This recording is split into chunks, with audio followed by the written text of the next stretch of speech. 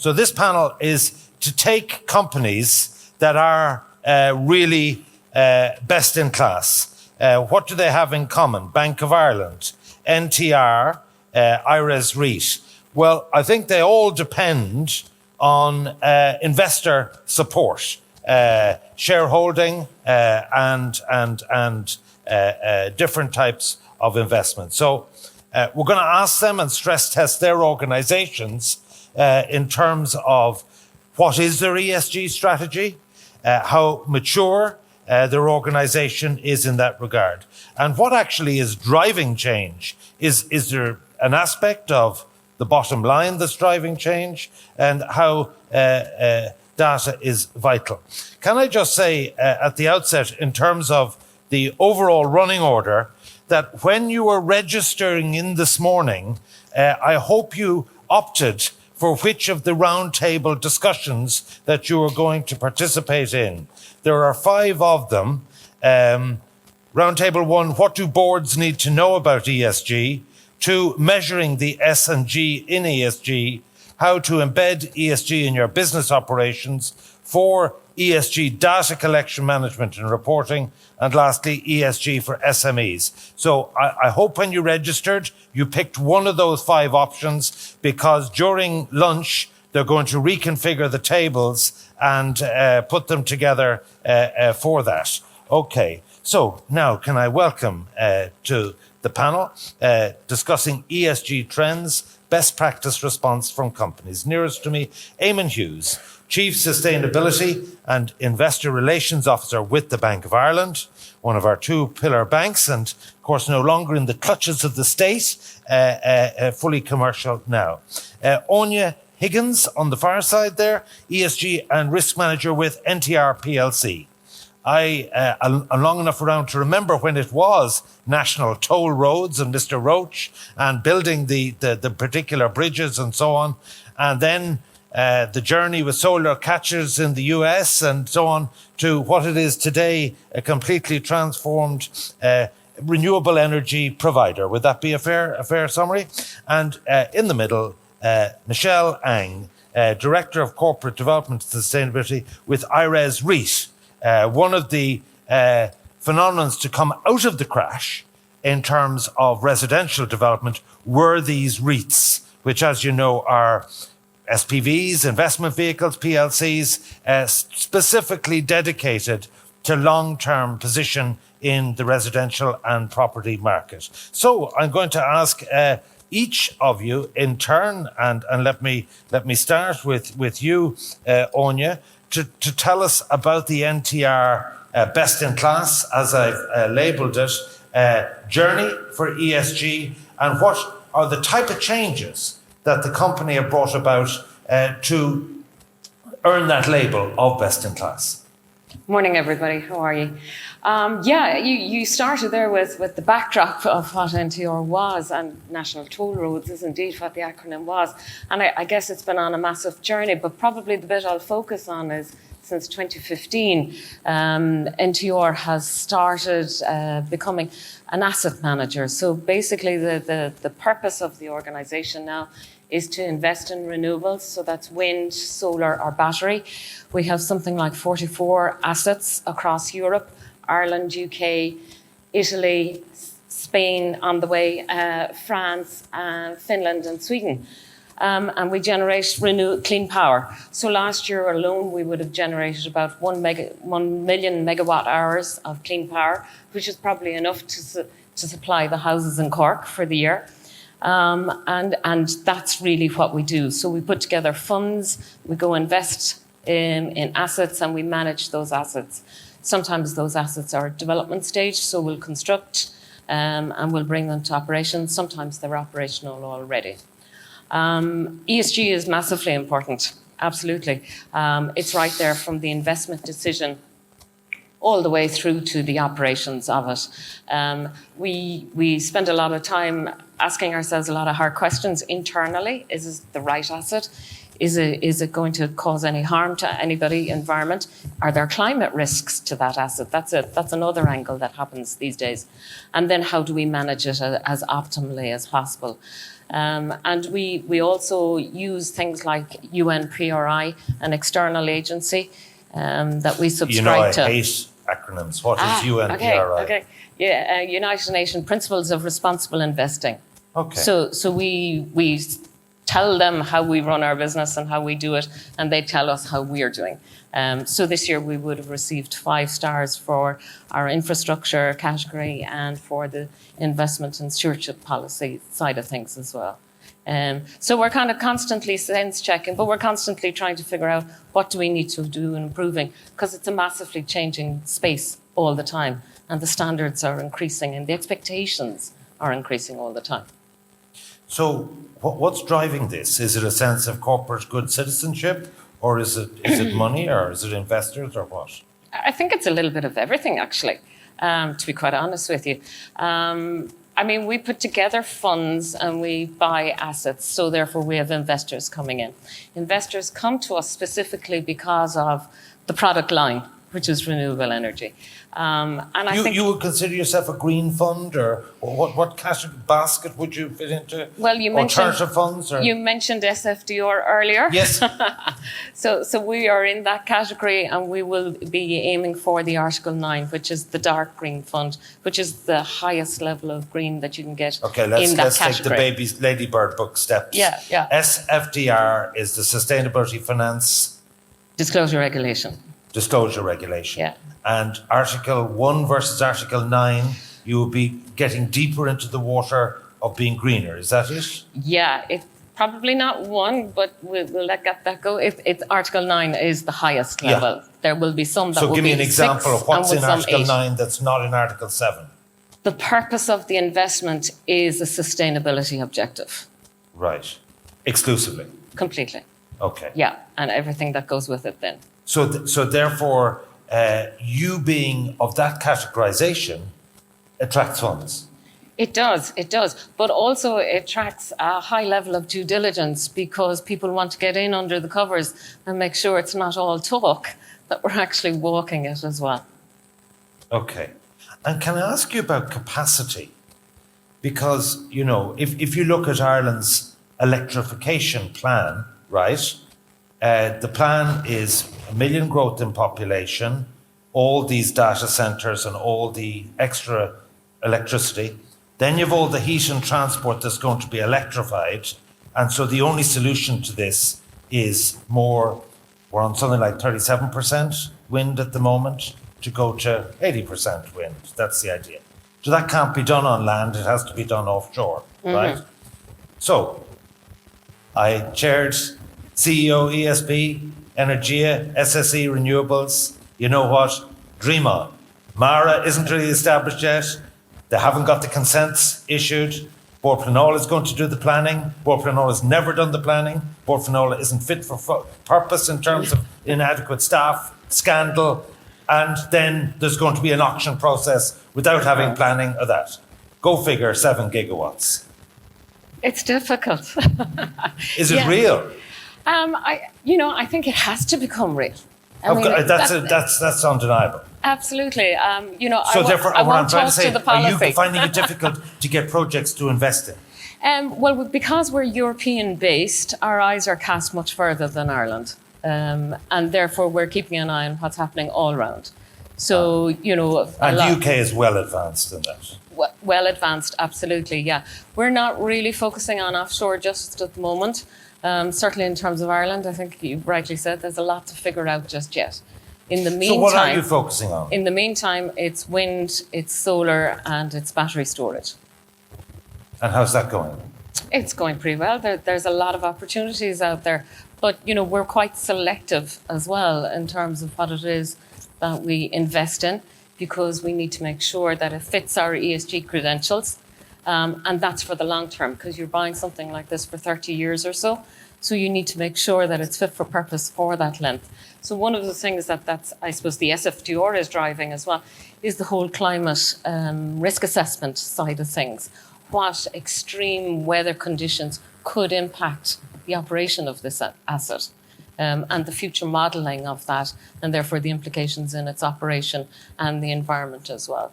Speaking of the environment, just say these fixed turbines on the seabed have an ecological impact on the marine environment. How would you deal with that? Well, we're not in offshore. Okay, right, okay, right. Okay. So from that point of view, I'm sure the guys that are doing it are modelling that quite carefully. All right, let's move to the built environment. IRES REIT. Welcome. Michelle, tell us your story of ESG compliance. Is it about, smart electricity meters? Is it like all new buildings have to be A-rated on BER ratings now by law? So where do you make a difference in IRES REIT? Yeah, good morning, everyone. So for some of you who may not know IRES REIT, we are a provider of homes in Dublin, and we have one property in Cork as well. So we have 4,000 units of homes. And built environment building is one of the largest contributors to carbon emissions. So we have to do our bits in making sure that we are on the journey of decarbonization. But what you've mentioned that it extends beyond just smart metering. There are a number of aspects that we have to consider as well, given the stakeholders. So I can see some of our shareholders here today. We are also a provider of home living space. So we have day-to-day individuals to deal with as well. So we have to consider how people use space as a home, and we have to consider from what our shareholders are looking for as well. So in terms of our ESG journey, the decarbonization is a very critical part of our ESG strategy, and we are on a journey to set our carbon reduction targets. And this is a work that we have been doing for the last couple of months. So that's greening the building. You mentioned BER certification. So 94% of our portfolio is BER rated C or above. So we have a relatively modern portfolio.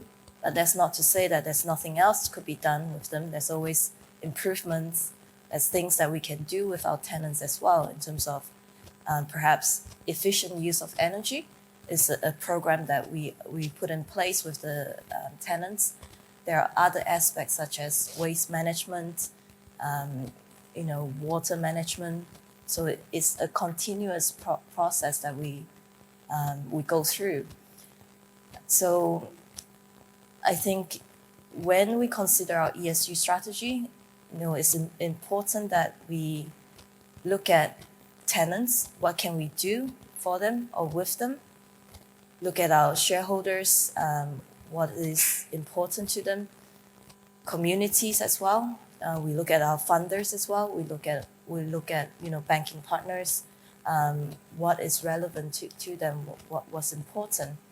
So it's across the board. It touches on all area of E, S, and G when we formulate the ESG strategy.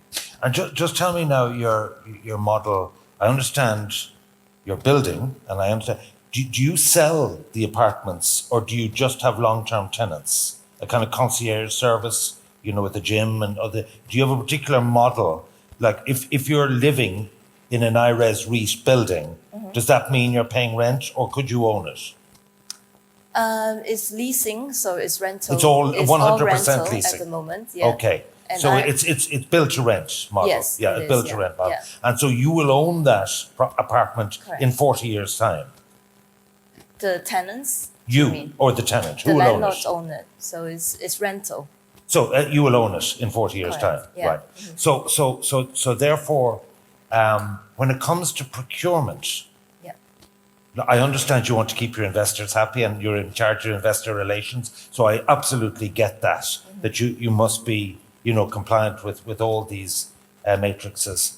But in terms of procurement, which I suppose would be scope 3 emissions, how far do you go in terms of whether the electricity spark sub-supplier, how invasive are you in that in terms of building provision? Perhaps I'll give you an example of our recent development. So a building that we just took ownership in Terraview, that we invested in 69 units there.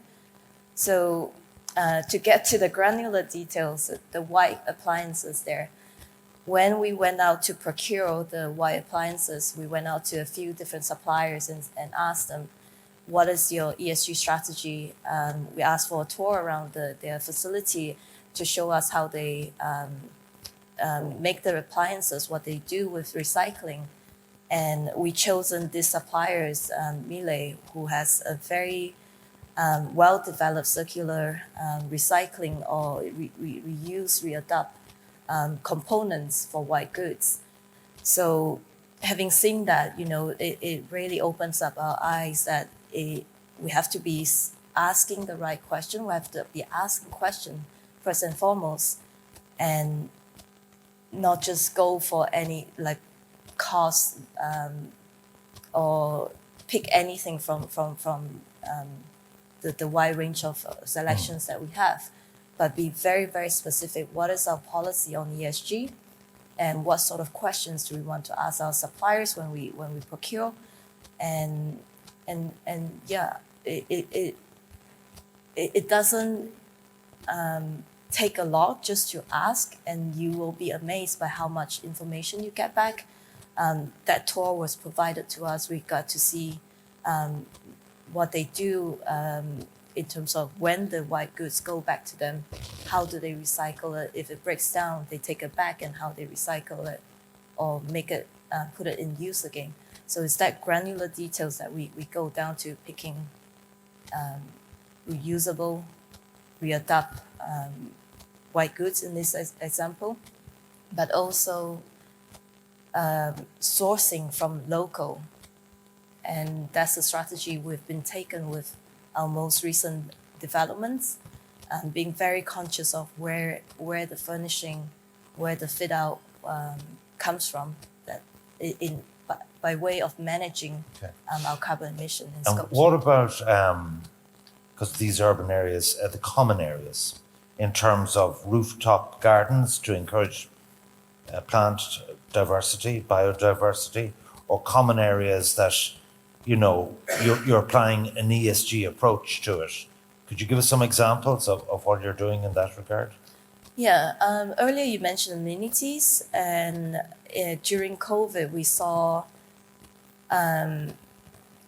people working from home, the requirements to have outdoor open space. What we took a strategy to review all our portfolio to see, what can we do, what space we can provide. So to give you an example, Allen Park, which we have, we don't have 100% ownership, but we have part ownership. So there's space there, outdoor space there. We turn it into an outdoor gym, for example. And the two developments that we just took ownership of recently also have amenities for biophilia or biodiversity, planting, outdoor space, kids play area.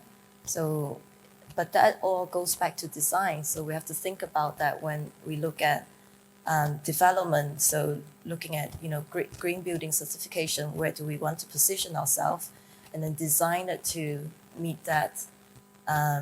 So it has to be, for us now with development, it has to come from the very beginning during planning phase. With the acquisition that we have acquired, there's less that we can do, but there's still potential there. So we're very mindful of Okay.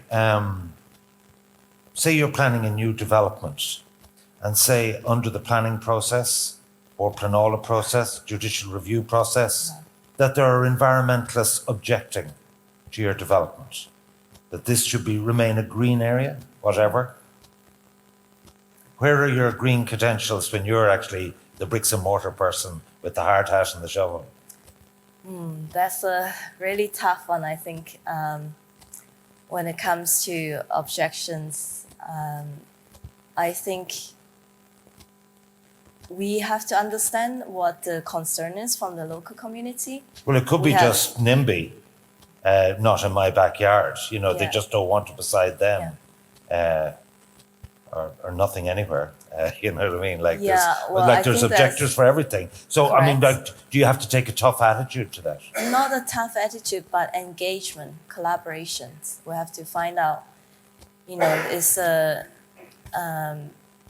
process that we go through currently as well. So engage with the local community, engage with the planners, engage with the local residents as well. Before Do you we even engage with submit. environmental organisations like We do. Friends of the Earth and so on? We engage with not Friends of the Earth, but we engage with environmental. We actually do study before we even start the planning process, and to see the viability, feasibility of building. Okay. Let's move on to my favourite people, bankers. Eamonn Hughes, Chief Sustainability and Investment Relations Officer with Bank of Ireland. In fairness, you have made a number of very tangible initiatives, not least the 2.5 billion of green mortgages.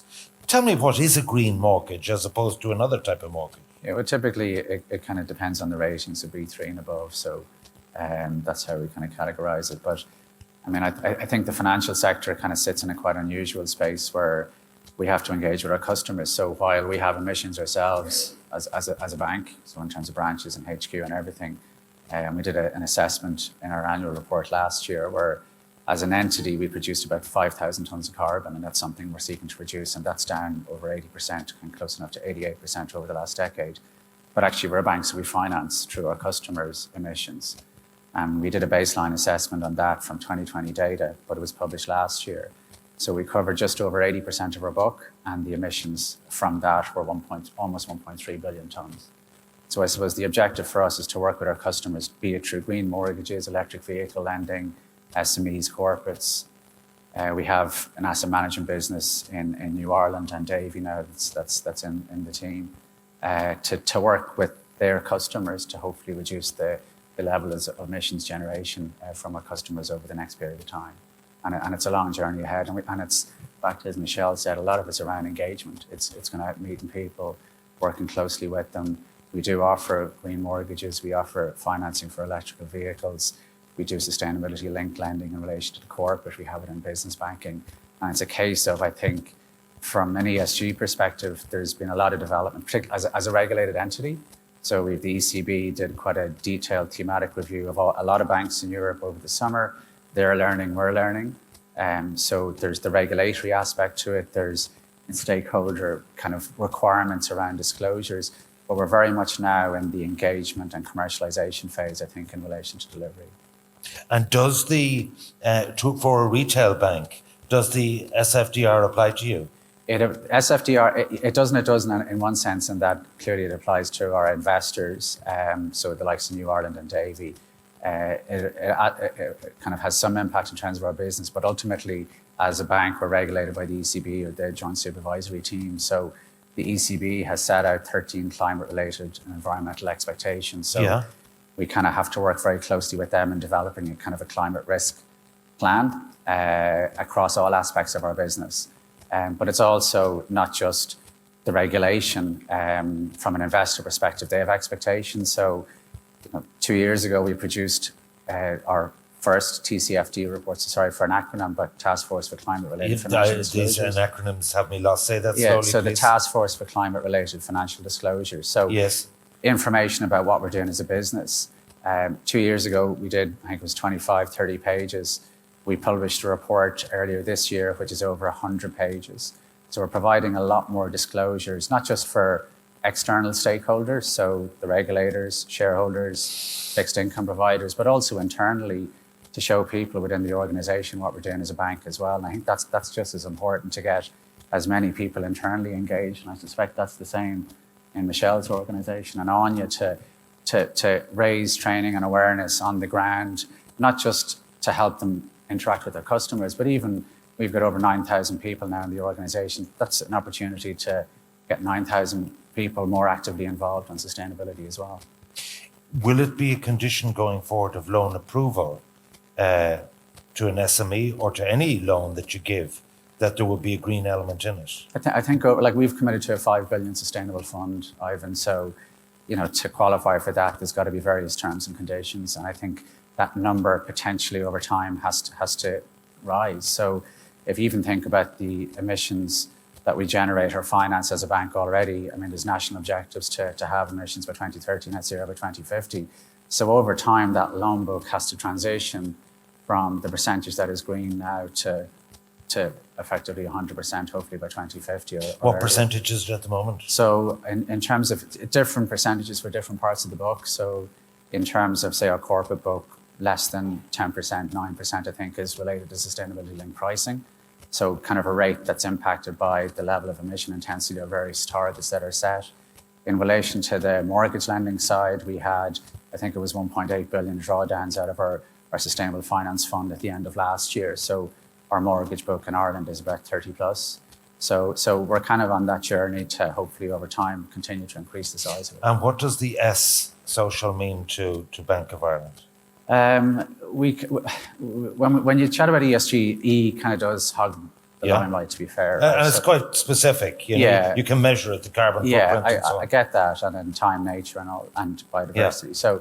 So S to us is actually quite important. So I'm only a newbie to Bank of Ireland, so 7 months ago, so I can take zero credit for this per se, but we come out with a strategy. And I think for all organizations, you have to think about your purpose, the values that you have as an organization, and that feeds into the strategy and the pillars that you have. And I think that's, for me, when I joined, it helped me decide where my priorities should be. And clearly that's very relevant at the executive and board level as well. And in terms of those priorities, we set 3 pillars. So the first pillar, core pillar, was enabling colleagues to thrive. So a focus in relation to the human capital that sits in the bank. 2, because we do have equity capital and we fund loans and investments. 2 was enhancing financial well-being. And 3, supporting the green transition. So if I think about 2 of those 3 pillars, they're actually S. So, human capital development, and S around financial well-being. So consumer financial protection, access to finance, helping customers make better decisions. So from our perspective, S is hugely important. The metrics around it are a little bit tougher. Like, do you increase interest rates? Because that might help the financial well-being of a lot of people who have mortgages. Yeah, and I think we have to be cognizant of that in terms of our decision making. But what we also try and do is, even in the last number of weeks, we've improved the capacity on the app to provide more and more information to customers to help them make better financial decisions, more informed decisions. And I think that's hugely important to improve, I suppose, financial health and inclusion. So I think that's one aspect of what we're really trying to focus on. And we're part of, at actually a global level, a working group in the UN that's involved around financial health and inclusion. And I think that's very important, and I think it's going to continue to rise. Like, for example, if a firm was found to be in breach of the minimum wage, or what might go on to be after January, the living wage, would that be a criteria in which you would say, sorry, Bank of Ireland isn't going to be involved with you, we're going to use our power as a lender to make change in this area? Yeah, I think we have to do that, Ivan. Certainly in terms of there are some areas that we won't lend into. So we have policies, so nuclear, areas like that. So we have to stick to that. Will you lend to tobacco, alcohol, gambling? We are going through a process where we're developing programs in relation to obviously sectors in those areas.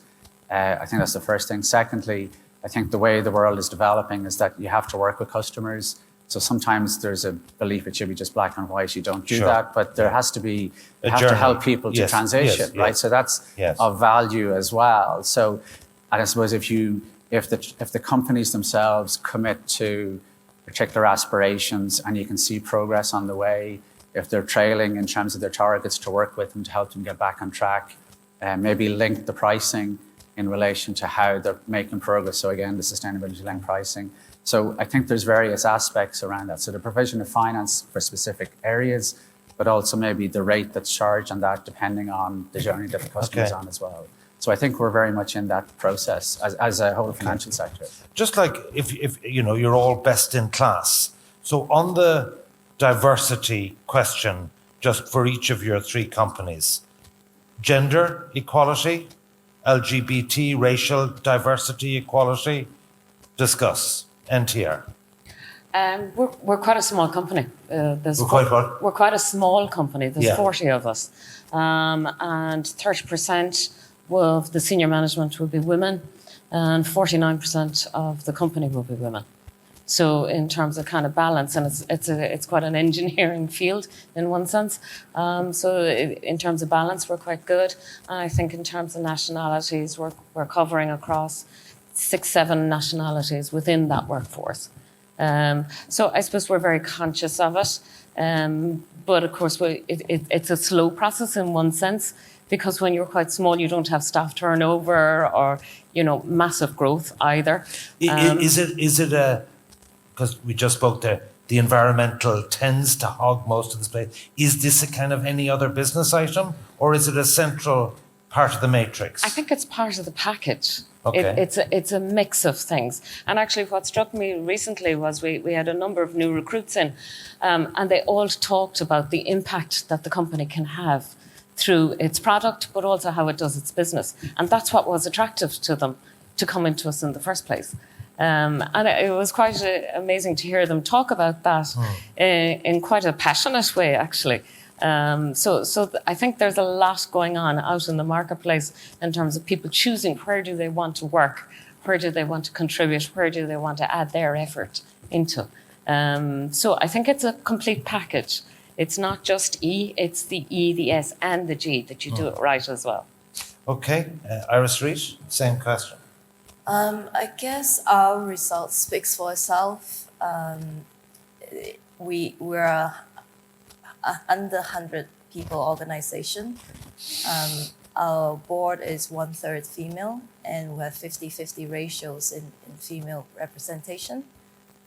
Also recently, the Stock 600 listed companies did a survey on board diversity and employee diversity. And we were one of 2 Irish companies to be awarded with Diversity and Inclusion Award. So we're really proud of that. I think for us, it grew organically within the company. It's a culture. We have across the board 12 different nationalities in our company. And it's something that not only encouraged by the board, by the management, but at a more employees level, people are embracing. It's not a question of do we specifically hire for specific background and so on. That question doesn't exist. I think it's just organically grew within the company. This is how we do things. 40, 100 people, 9,000 people. So this is quite important. Yeah, it's very relevant. And like last year, I think in terms of senior appointments, I think it was 45% were female. So it's hugely important. You have a target of 50%. But it's also just, I suppose, your wider work within the community as well. So, I think even year to date with the terrible events in Ukraine, I think we've opened accounts for, certainly the half year, we published numbers 2,000 Ukrainians nationals when they came to Ireland. So I think all elements of diversity are hugely important for the organisation. And we've actually gone out and set targets, and we're trying, to live to those targets and hopefully improve over time representation, not just at the senior management level within the organisation, but also at the board level in terms of female participation. What is the percentage? So it's just between 25 to 40%. Right. And Francesca has left And the Francesca's building. left the building. So yes. she was one of the leading absolute champion of women in business. Okay. All right. You've heard what best in class looks like. Please show your appreciation for Eamonn, Áine and Michelle.